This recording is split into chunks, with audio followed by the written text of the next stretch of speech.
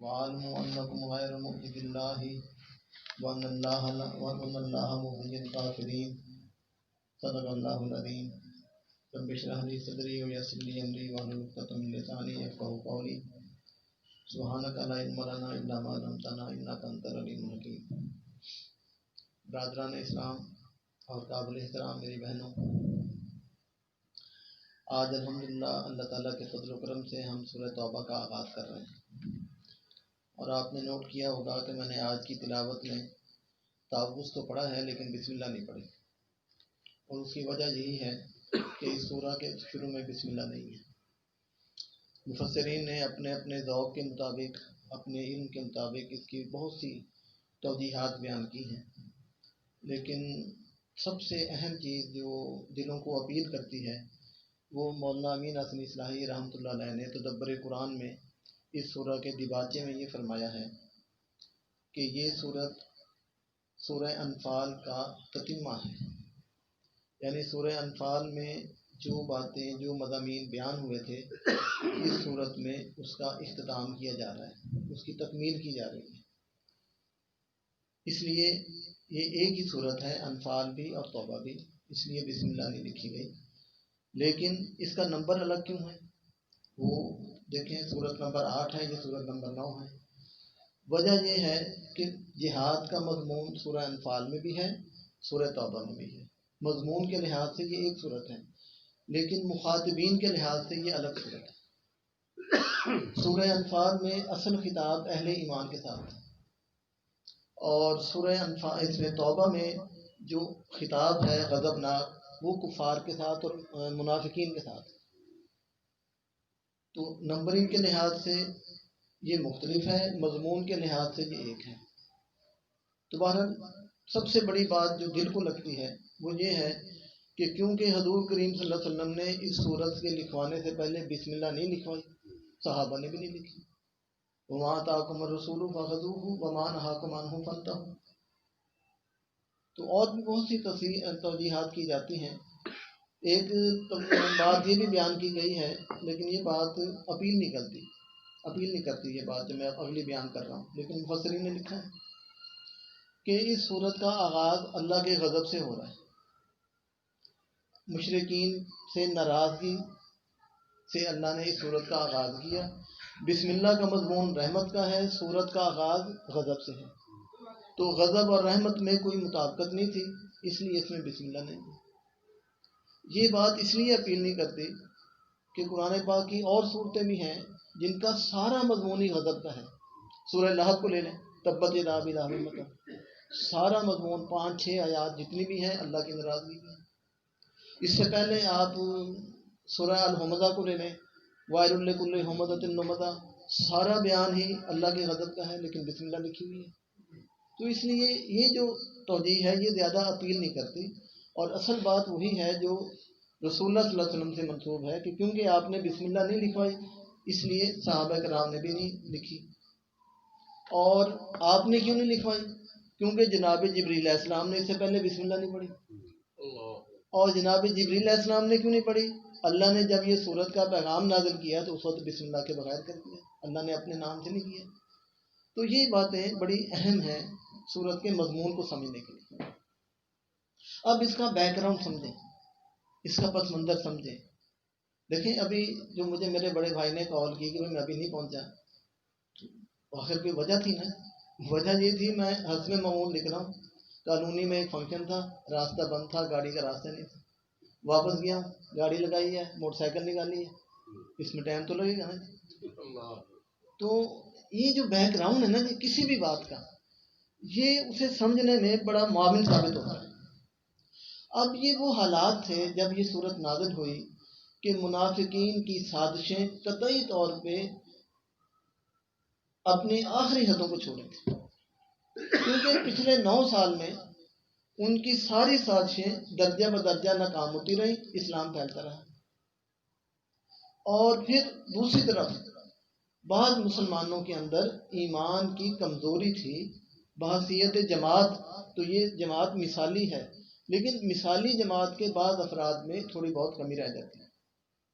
اب آپ دیکھیں کہ جو ایمان کا لیول حضرت ابوبکر کا یا خلفۂ راشدین کا تھا، وہ فتح مکہ کے موقع پر اسلام قبول کرنے والوں کا لیول وہ نہیں تھا، حالانکہ وہ بھی مومن ہیں، وہ بھی صحابی ہیں، ان کے شرف صحابیت میں کوئی شک نہیں ہے۔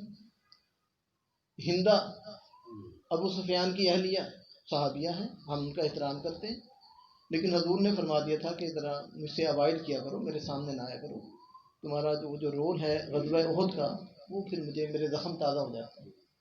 حضور نے اسے دائرہ اسلام سے خارج نہیں کیا، کیونکہ انبیاء دائرہ اسلام سے خارج کرنے نہیں آتے، دائرہ اسلام میں داخل کرنے آتے ہیں۔ لیکن بہرحال ایک طبعی بات تھی، تو صحابیہ تو وہ بھی ہے، اور صحابیہ سیدہ عائشہ بھی ہیں رضی اللہ تعالیٰ عنہ، سیدہ فاطمہ بھی ہیں، تو کتنا لفظ ایک ہے صحابیت کا، لیکن شرف کا کتنا فرق۔ تو لفظ ایک ہی ہے، جماعت ایک ہی ہے صحابہ کی، لیکن اس میں ایمان کے درجات کا فرق تھا، تو ان کمزور ایمان والوں کی بھی تھوڑی سی گرفت کی گئی ہے۔ اور اس میں پھر وہ مشہور واقعہ آئے گا کہ جس میں 3 صحابہ جو ایمان کے لحاظ سے کامل تھے، لیکن بشری کمزوری کی وجہ سے، انسانی کمزوری کی بنا پر جہاد میں نہیں جا سکے۔ حضرت حلال بن امیہ ہیں، حضرت کعب بن مالک ہیں رضی اللہ تعالیٰ عنہ، اور حضرت غالباً امیہ بن مرارہ رضی اللہ تعالیٰ عنہ، یہ 3 صحابی ہیں، وہ پیچھے رہ گئے۔ اور پھر اس میں ایک اور اہم بات یہ ہے کہ اللہ تعالیٰ نے اپنا ایک مستقل قانون بیان کر دیا، اور یہ قانون ہم پاکستانیوں کے لیے بہت ہی توجہ طلب ہے۔ آیت نمبر 75 میں یہ قانون آئے گا کہ جو قوم اللہ سے وعدہ کرنے کے بعد وعدہ خلافی کرتی ہے، اللہ اس کے دل پہ مہر لگا دیتا ہے، فَأَعْقَابَهُمْ نِفَاقًا إِلَىٰ يَوْمِ الْقِيَامَةِ۔ انہوں نے اللہ کے ساتھ وعدہ کیا تھا جہاد کا اور مال خرچ کرنے کا، انہوں نے وعدہ خلافی کی، اب قیامت تک اللہ نے ان کے دلوں کو ایمان سے محروم کر دیا اور ان پر مہر لگا دی، اور حضور صلی اللہ علیہ وسلم کو حکماً پابند کر دیا۔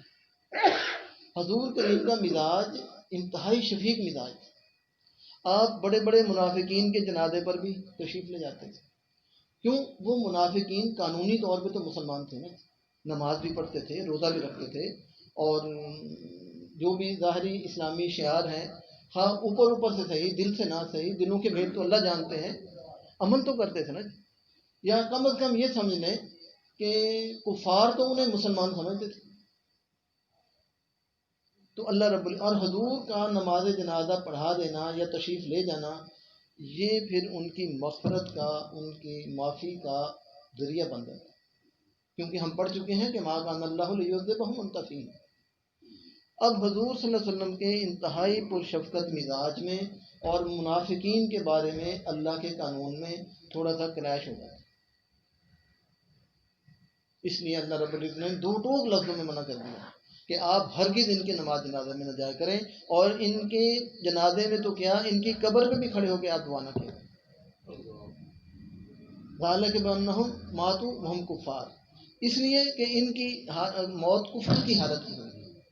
اللہ دلوں کے بھید جانتا ہے، اللہ کے ہاں یہ کافر ہیں، تمہارے ہاں بظاہر یہ اسلامی اعمال پر عمل پیرا ہونے کی وجہ سے مسلمان سمجھے جا سکتے ہوں، لیکن اللہ کے نزدیک یہ کافر ہیں۔ اب اس سے ایک بڑا اہم علمی نقطہ نکلتا ہے، اور ہمارا بہت بڑا اختلاف حل ہو سکتا ہے، لیکن ہم کریں گے نہیں، سن لیں گے، کریں گے۔ تفصیل تو میں اس وقت بیان کروں گا جب یہ صورت کا ہم مطالعہ، جب اس آیت کا مطالعہ کریں گے، لیکن ضمنی طور پر میں یہ عرض کر دیتا ہوں کہ اللہ رب العزت نے ان کا جنازہ پڑھنے میں اور ان کی قبر پہ کھڑے ہو کے دعا کرنے میں اس لیے منع کیا، ذالک بانہم ماتوا وہم کافرون، یہ اس لیے کہ ان کی موت کفر پر واقع ہوئی، لہذا آپ ان کی قبر پہ کھڑے ہو کے دعا نہ کیا کریں۔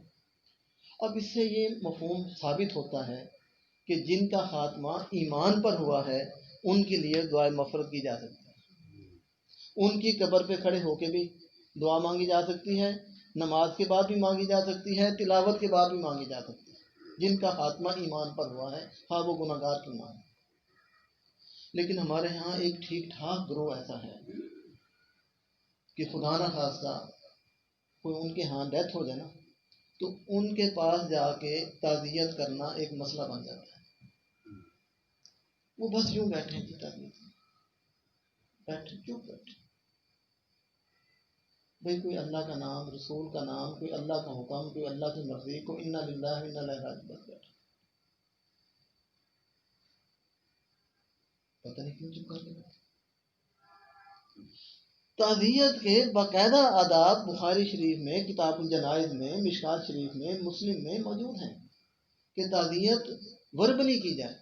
حضور صلی اللہ علیہ وسلم کے الفاظ ہیں، جب کوئی فوت ہو جاتا تو آپ مسنون الفاظ میں تعزیت فرماتے تھے کہ ان للہ ما اخذ ولہ ما آتا کل شیء عندہ باجل مسمى فلتصبر ولتحتسب. اللہ نے جو نعمت آپ کو دی واپس لے لی، باپ کی شکل میں، اولاد کی شکل میں، بیوی کی شکل میں، شوہر کی شکل میں. اس نعمت کا دینے والا بھی اللہ ہے، اس نعمت کا لینے والا بھی اللہ ہے. اللہ کی ہر نعمت ہمارے پاس ایک مقررہ وقت کے لیے موجود ہے، دائمی نہیں ہے، مقررہ وقت کے لیے. لہذا صبر کرو اجر پاؤ.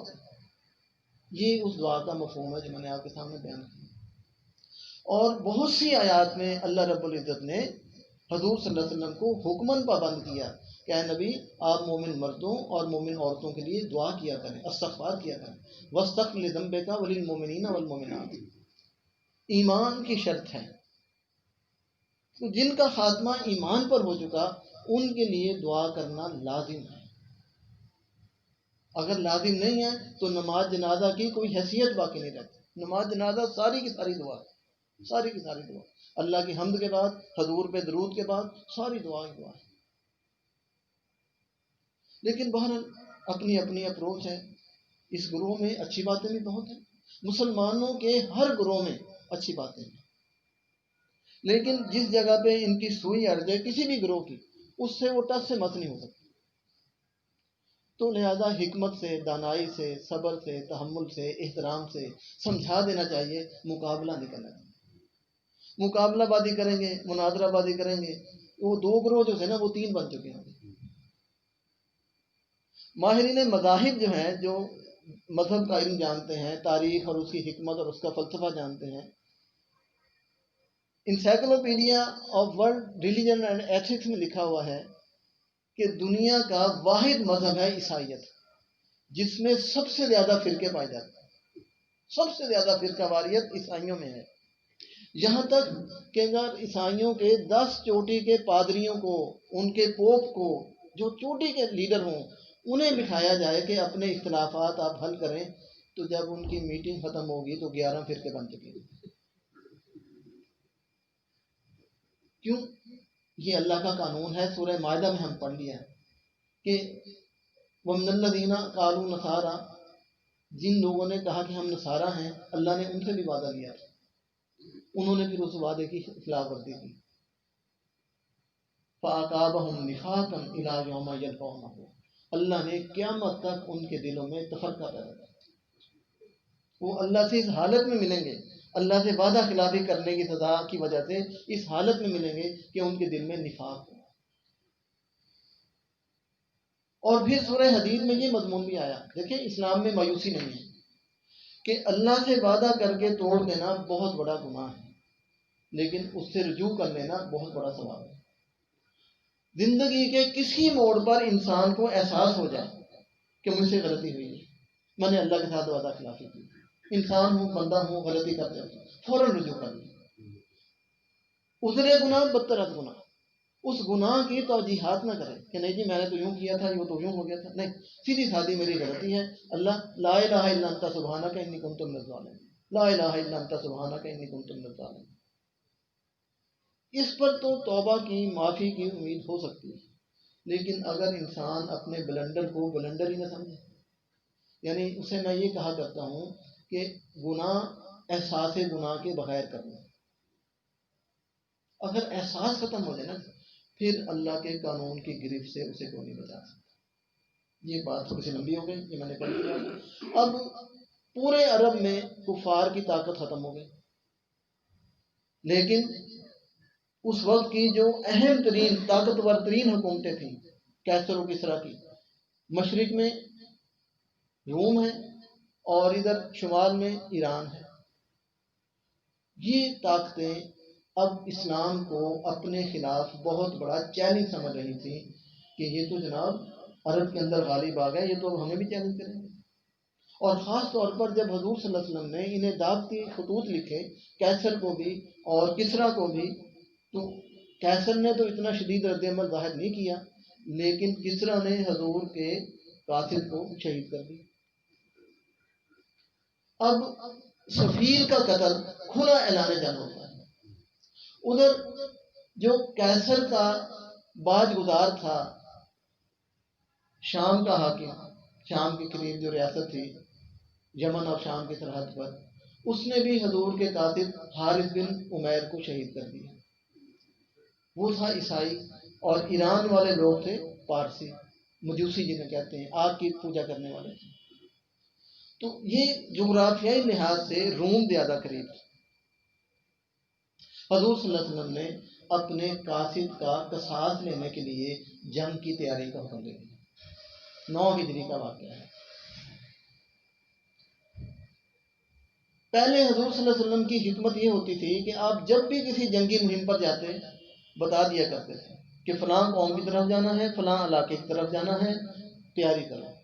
اس موقع پر حضور نے نہیں بتایا، فرمایا ایک بہت بڑی مہم درپیش ہے، تیاری کرو۔ اور پھر اس کے ساتھ ایک اور واقعہ بھی ہوا۔ غزوہ موتا میں 3000 مسلمان اور 3 لاکھ عیسائی، 1 اور 33 کا مقابلہ۔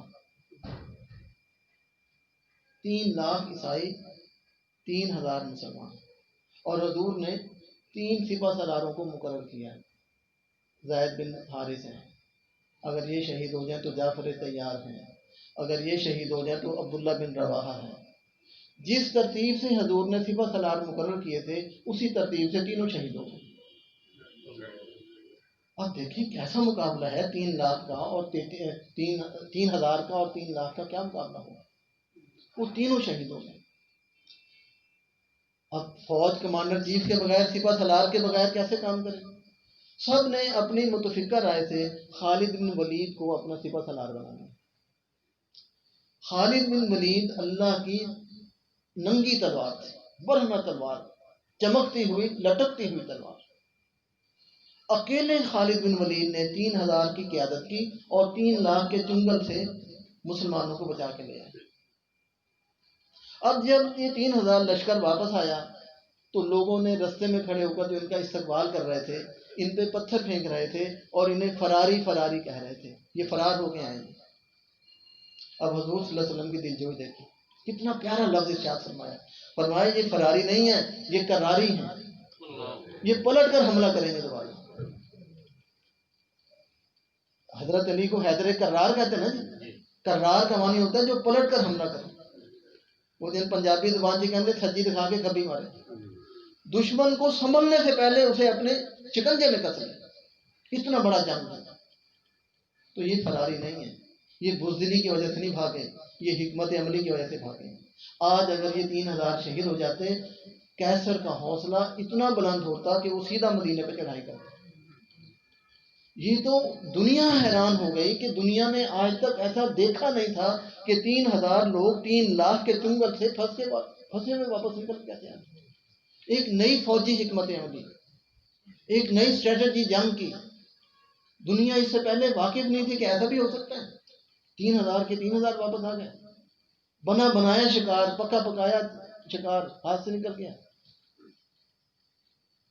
تو پھر حضور نے خود فیصلہ کیا کہ اب اس خطرے کا مقابلہ میں خود اپنی قیادت میں کروں۔ اعلان فرما دیا کہ تیاری کرو۔ اب حالات یہ تھے کہ یہ جو ہمارے بھائی کھیتی باڑی سے وابستہ ہے نا جی، وہ زیادہ اس بات کو سمجھیں گے۔ مدینے کی ساری معیشت باغبانی پر تھی، کھجوروں کے باغ تھے، انگوروں کے باغ تھے، اور پھل خوب پکا ہوا تھا، ہے نا، جیسے کوئی لاکھوں کا گاہک آدمی اس سے ڈیل کر رہا ہو اور درمیان میں آ کے کوئی ڈیل خراب کر دے۔ لاکھوں کی کھجوریں اور انگور پکے ہوئے، موسم اتنا شدید کہ کم از کم جو کوئی سیرت کی کتابوں سے ثابت ہوتا ہے کہ کم از کم 53 ٹمپریچر ہوگا، کم از کم۔ اتنی شدید گرمی، اتنا شدید موسم اور اتنا پھل اور وہ پھل بھی بہت سے پیداوار کی کمی کے بعد. اور پھر خطرہ اتنا بڑا تھا کہ پہلے عرب کا مقابلہ عرب کے ساتھ، اب عربوں کا مقابلہ کیسر کے ساتھ ہے، یعنی ڈونلڈ ٹرمپ کے ساتھ ہے. اس وقت کی جو بڑی بڑی طاقتیں تھیں یہی دو تھیں، روم اور ایران. ان حالات میں سچے مسلمانوں کی سچائی بھی کھل کے سامنے آ گئی اور منافقین کا نفاق بھی کھل کے سامنے آ گیا. گویا یہ غزوہ تبوک جو ہے یہ ایک خط امتیاز تھا کہ جو اس میں نہیں گیا وہ منافق ہے، جو اس میں چلا گیا وہ پکا مسلمان ہے. اسی موقع پر حضرت ابوبکر نے وہ اثار کیا تھا، اپنے گھر کا سارا سامان اٹھا کے. پھر بھی اس موقع پر 3 مسلمان واپس رہ گئے، پیچھے رہ گئے. اب ان کا واقعہ تو آگے آئے گا، میں بیان کروں گا. اب ہم چلتے ہیں اس کے اصل مضامین کی طرف. یہ وہ پس منظر تھا جنگ کا بھی اور فصلوں کا بھی اور نفاق کا بھی اور حضور صلی اللہ علیہ وسلم کی دعوت کا بھی اور غزوہ موتا کا بھی، جو میں نے 4-5 باتیں آپ کے سامنے بیان کی. سورت بغیر تمہید کے شروع ہو رہی. براءۃ من اللہ ورسولہ الی الذین عاہدتم من المشرکین. مسلمانوں تم نے مشرکوں سے جتنے وعدے کیے ہیں اللہ بھی اس وعدوں سے بری ذمہ ہے، اللہ کا رسول بھی بری ذمہ ہے. یہ وعدے ایکسٹینڈ نہیں ہوں گے، اپنی مدت پوری کریں. دیکھیں اسلام نے وعدہ خلافی کی حوصلہ شکنی کی. اللہ نے یہ تو نہیں فرمایا کہ آج یہ سارے معاہدے ختم کر دو، نہیں، ختم نہیں کرنے. یہ اپنی مدت تک تو پورے ہوں گے لیکن اس مدت میں اضافہ نہیں کرنا.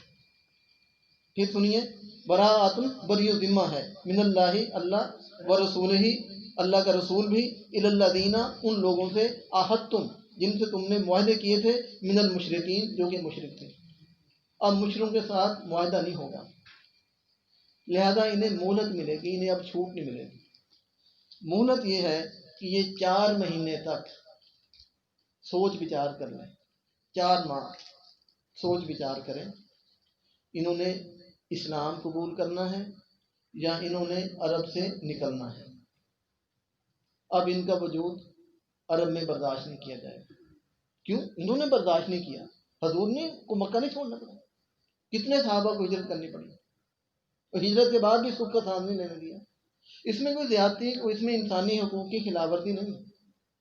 یہی وہ صورت ہے جو ہم پڑھ چکے ہیں سورہ انفال بھی اور جو آج شروع کر رہے ہیں. یہ صورتیں 2004 تک 2003 تک غالباً 9th اور 10th کے سلیبس میں شامل تھیں. امریکہ سے حکم آیا نکالو انہیں. یہ کیا بات ہو رہی ہے؟ اسلحہ بھی ہم سے لو، قرضے بھی ہم سے لو، جہاد بھی ہم سے کرو. حضور نے ابو جہل سے اسلحہ لے کے جہاد کیا تھا ابو جہل کے خلاف، یا پیٹ پہ پتھر باندھ کے کیا تھا؟ ہم یہ بات تو سوچتے نہیں، بس جہاد جہاد الجہاد سبیلنا سبیلنا الجہاد الجہاد. میں کچھ پلے ہے؟ جہاد بھی امریکہ کے خلاف کرنا ہے اور F-16 بھی امریکہ سے لینے ہیں.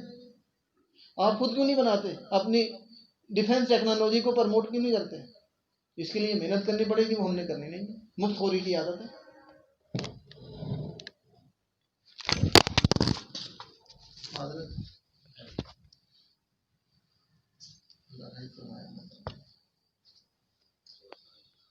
فصیحوا فی الارض اربعۃ اشہر. 4 مہینے ہیں، تم سوچ لو. فوری اقدام نہیں کیا، فوری الٹیمیٹم نہیں دیا. اللہ کے اندر جو حکمت اور تدریج ہے اس کے مطابق